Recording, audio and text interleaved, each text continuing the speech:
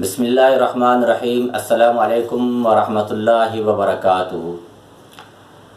آج ہم نبی کریم صلی اللہ علیہ وآلہ وسلم کی ایک حدیث کے اوپر گفتگو کریں گے۔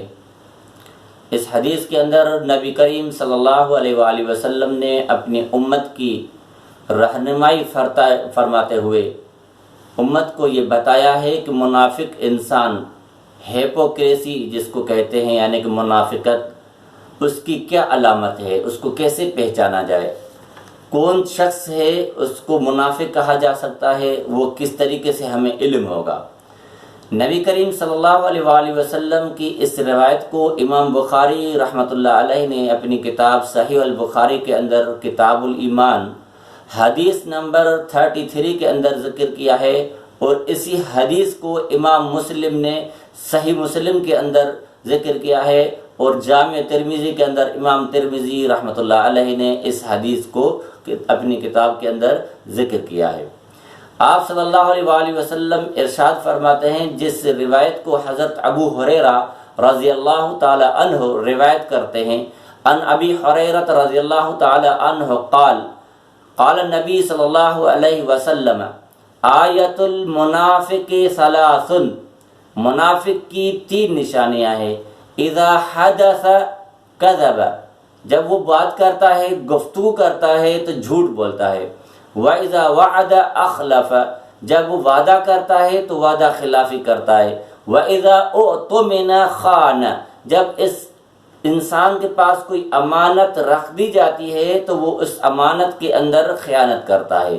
ہم اس حدیث کے اوپر گفتگو کرنے سے پہلے ہم مسلم، مومن اور منافق کی جو ڈیفینیشن ہے اس کو سمجھنے کی کوشش کریں گے۔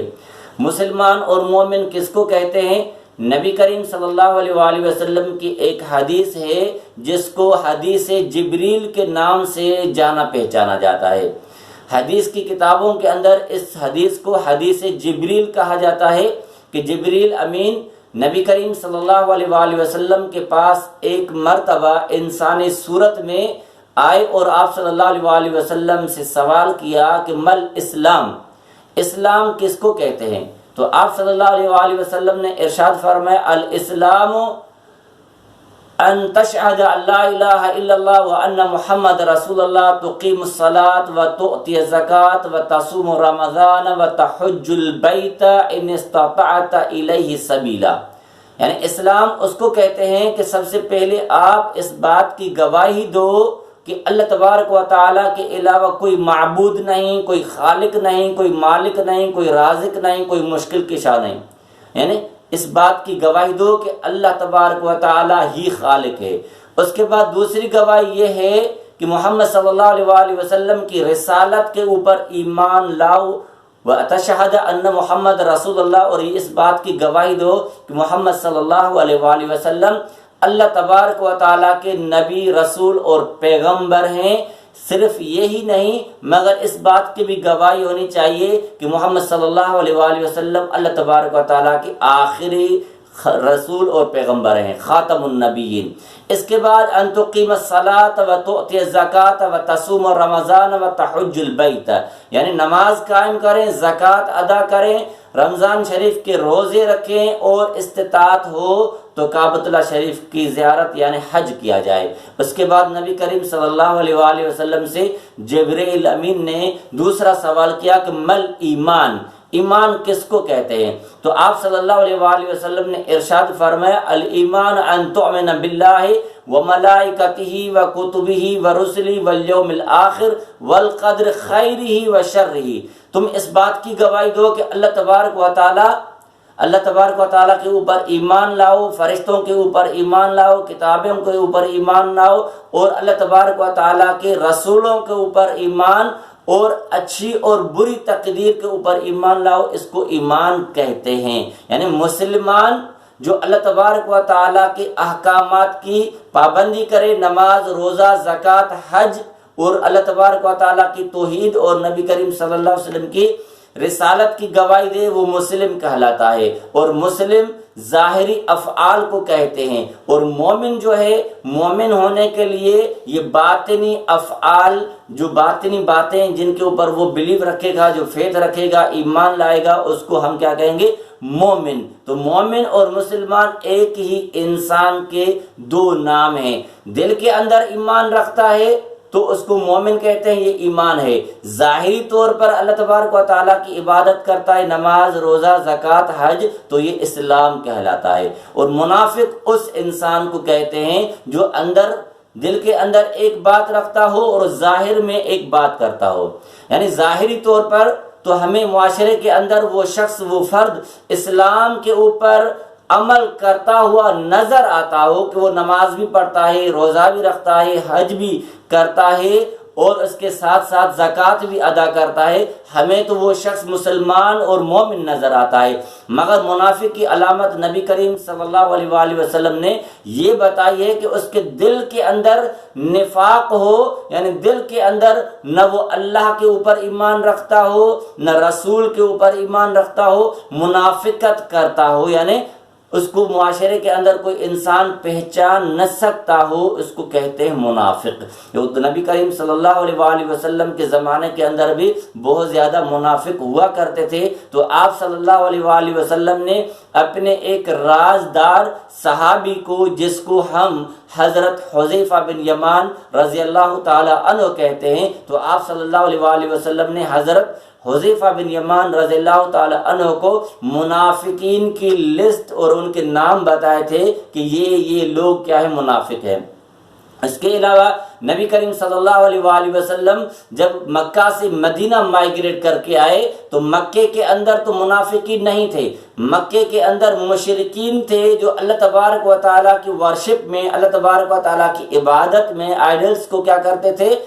شریک ٹھہراتے تھے، ان کی عبادت کرتے تھے، بتوں کو پوجتے تھے۔ یعنی مکی زندگی کے اندر منافقین نہیں تھے۔ جب نبی کریم صلی اللہ علیہ وآلہ وسلم مدینہ ہجرت کر کے آئے تو وہاں پر یہود نصارہ کے ساتھ ساتھ منافقین بھی موجود تھے، جو یہودیوں میں سے تھے، جو عیسائیوں میں سے تھے۔ انہوں نے اسلام کا لبادہ اوڑھا ہوا تھا، اپنے آپ کو ظاہری طور پر مسلمان کہتے تھے، مگر اللہ تبارک و تعالیٰ نے نبی کریم صلی اللہ علیہ وآلہ وسلم کو انفارم کیا، نبی کریم صلی اللہ علیہ وسلم کو خبر دی کہ یہ لوگ جو ہیں منافقین ہیں، ظاہری طور پر اپنے آپ کو مسلمان کہتے ہیں، مگر دل کے اندر ابھی ان کے دل میں ایمان راسخ نہیں ہوا ہے، ایمان داخل نہیں ہوا ہے، ایسے لوگوں کو منافق کہا جاتا ہے۔ تو سب سے بڑا جو منافق تھا مدنی دور کے اندر، اس کو عبداللہ بن ابی کہتے ہیں، اس کو رئیس المنافقین کہا جاتا ہے، یعنی منافقوں کا یہ سردار تھا، یہ ان کا چیف تھا۔ تو یہ نبی کریم صلی اللہ علیہ وآلہ وسلم کے ساتھ مسجد نبوی میں نماز بھی پڑھتا تھا، آپ صلی اللہ علیہ وسلم کے ساتھ حاضر بھی ہوتا تھا گفتگو کے دوران، مگر انہوں نے ایک مسجد زرار بھی بنائی تھی جو مسلمانوں کو اپنی طرف مائل کرنے کے لیے مسجد زرار بنائی تھی، اور اللہ تبارک و تعالیٰ نے قرآن مجید کے اندر سورہ توبہ کے اندر اس مسجد کو گرانے کے لیے اللہ تبارک و تعالیٰ نے اپنے پیغمبر کو حکم دیا تھا کہ یہ لوگ منافقین ہیں، اسلام کے اندر اور مسلمانوں کے ساتھ یہ کیا رکھتے ہیں؟ نفاق رکھتے ہیں، عداوت رکھتے ہیں، ان کو منافق کہا گیا۔ تو نبی کریم صلی اللہ علیہ وآلہ وسلم کی یہ جو حدیث ہم نے آج کیا کی ہے پڑھی ہے، اس حدیث کے اندر آپ صلی اللہ علیہ وآلہ وسلم یہ بتانا چاہتے ہیں اپنی امت کو کہ منافق کی جو پہچان ہے، مسلمانوں کو اپنے آپ کو منافقوں سے بچانا چاہیے، یا اپنے آپ کو منافق ہونے سے اپنے آپ کو محفوظ رکھیں۔ اور آپ صلی اللہ علیہ وسلم نے ہمیں مسلمانوں کو وہ سائنز ہیپوکریسی کی، جو منافقت کی جو نشانی ہے، وہ ہمیں بتائی ہے۔ آپ صلی اللہ علیہ وآلہ وسلم فرماتے ہیں آیت المنافق ثلاث، یعنی منافق کی 3 نشانیاں ہیں، ان 3 نشانیوں سے ہی ہمیں پتہ چلتا ہے، ہمیں معلوم ہو جائے گا کہ یہ منافق ہے۔ تو نبی کریم صلی اللہ علیہ وآلہ وسلم نے ہمیں سب سے پہلے یہ علامت بتائی کہ اذا حدث کذب، جب وہ گفتگو کرتا ہے، بات کرتا ہے، تو اپنی بات کے اندر زیادہ جھوٹ اس کے اندر کیا ہوتا ہے؟ شامل ہوتا ہے۔ تو جھوٹا انسان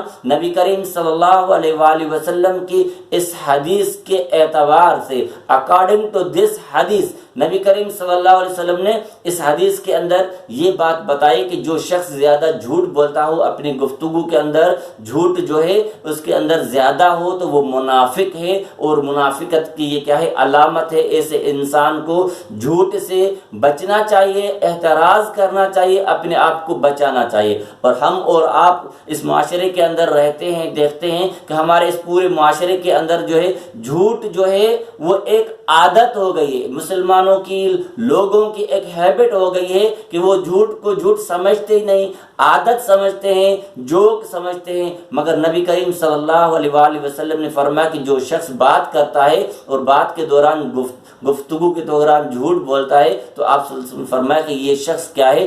منافق ہے۔ ہمیں اپنی گفتگو کے اندر احتیاط برتنا چاہیے، سوچنا چاہیے، دیکھنا چاہیے کہ ہم اپنی گفتگو کے اندر کتنا جھوٹ بولتے ہیں اور کتنا سچ بولتے ہیں۔ اور نبی کریم صلی اللہ علیہ وآلہ وسلم کے زمانے کے اندر جو شخص سب سے بڑا آپ صلی اللہ علیہ وسلم کا جو تھا مخالف تھا، ابو جہل، اس کے حوالے سے اللہ تبارک و تعالیٰ نے یہ صفت بیان کی ہے کہ فلا صدق ولا صلی ولکن کذب وتولی۔ یہ سورہ قیامہ کے اندر اللہ تبارک و تعالیٰ نے ذکر کیا ہے کہ وہ جھوٹ بولتا ہے۔ تو نبی کریم صلی اللہ علیہ وآلہ وسلم نے فرمایا کہ میری امت جو ہے بدکار ہو سکتی ہے، قاتل ہو سکتی ہے، اس کے اندر طرح طرح کی بیماریاں آ سکتی ہیں، مگر جھوٹ نہیں بول سکتی میری امت جو ہے۔ تو ہمیں نبی کریم صلی اللہ علیہ وسلم کے اس تعلیم کے اوپر عمل کرنا ہے کہ اپنی زندگی سے جھوٹ کو نکالنا ہے۔ تو یہ پہلی علامت نبی صلی اللہ علیہ وآلہ وسلم نے بتائی منافقت کی کہ جب وہ گفتگو کرتا ہے تو جھوٹ بولتا ہے۔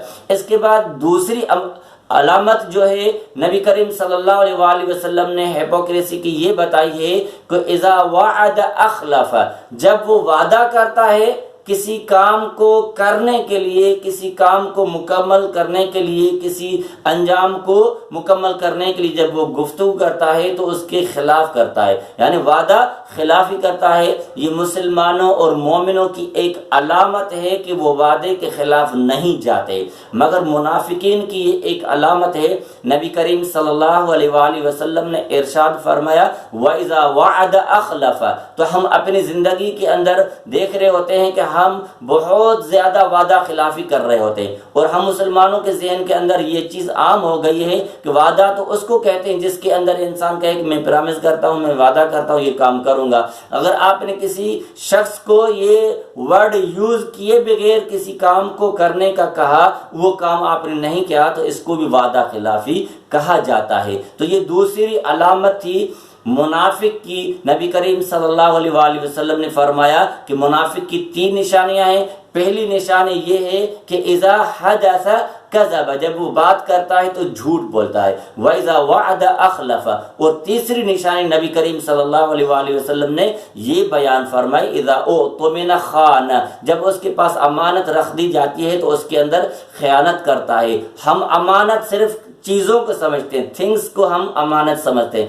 مگر نبی کریم صلی اللہ علیہ وآلہ وسلم کی ایک حدیث ہے جس کو حضرت عائشہ صدیقہ رضی اللہ تعالی عنہا نے روایت فرمایا ہے کہ المستشار مؤتمن، یعنی جس سے مشورہ طلب کیا جائے اس کو امانت دار ہونا چاہیے۔ اس حدیث سے ہمیں پتہ چلتا ہے کہ امانتیں 2 قسم کی ہوتی ہیں، ایک چیزوں کی صورت میں ہوتی ہے، ایک راز، گفتگو، انداز، بات بھی امانت ہوتی ہے۔ اور آپ صلی اللہ علیہ وآلہ وسلم نے فرمایا المجالس امانہ، یعنی کسی مجلس کے اندر آپ نے کوئی گفتگو کی ہے، کوئی بات کی ہے، کسی کام کو سر انجام کرنے کے لیے کوئی آپ نے بات کی ہے، تو اس مجلس کی بات کو کسی دوسری تک پہنچانے کی آپ کو اجازت نہیں ہے۔ اگر آپ ایسا کریں گے تو آپ کا مقصد یہ ہوگا، اس کا مقصد یہ ہوگا کہ آپ نے اس مجلس کی بات کو، اس امانت کو دوسروں تک پہنچایا، آپ نے خیانت کی۔ تو خیانت کے طور پر یہ 2 چیزیں آتی ہیں، ایک تو چیز امانتوں کے اندر آتی ہے، دوسری چیز اس کو بھی امانت کہا جاتا ہے، لوگوں کے راز۔ اگر آپ کے پاس کسی کے راز ہیں تو آپ کے اوپر یہ امانت داری حق بنتا ہے کہ آپ اس راز کو راز ہی رکھیں۔ اگر اس راز کو آپ افشا کریں گے، ظاہر کریں گے، تو یہ ایک علامت ہو جائے گی منافقت کی۔ تو نبی کریم صلی اللہ علیہ وآلہ وسلم نے اپنی امت کو بتایا کہ منافق کی 3 نشانیاں ہیں۔ پہلی نشانی یہ ہے کہ جب وہ بات کرتا ہے، گفتگو کرتا ہے، جھوٹ بولتا ہے۔ دوسری نشانی یہ ہے کہ جب وہ وعدہ کرتا ہے تو وعدہ خلافی کرتا ہے۔ اور تیسری چیز یہ ہے کہ جب اس کے پاس امانت رکھ دی جاتی ہے تو اس میں خیانت کرتا ہے، چاہے وہ امانت چیزوں کی صورت میں ہو، چاہے وہ امانت راز کی صورت میں ہو، گفتگو کی صورت میں ہو۔ ان چیزوں کے اندر ہمیں احتیاط برتنا چاہیے اور نبی کریم صلی اللہ علیہ وسلم کی اس حدیث پر عمل کرنا چاہیے۔